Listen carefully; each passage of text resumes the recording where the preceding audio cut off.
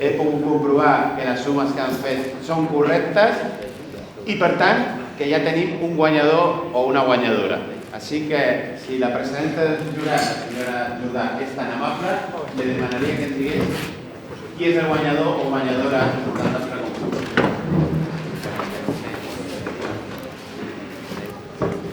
Molt bé, molt bona tarda a totes i a tots. De fet, encara no ho sé que és el pa número 5, el que anava lligat amb el número 5, però encara no sabem exactament qui és.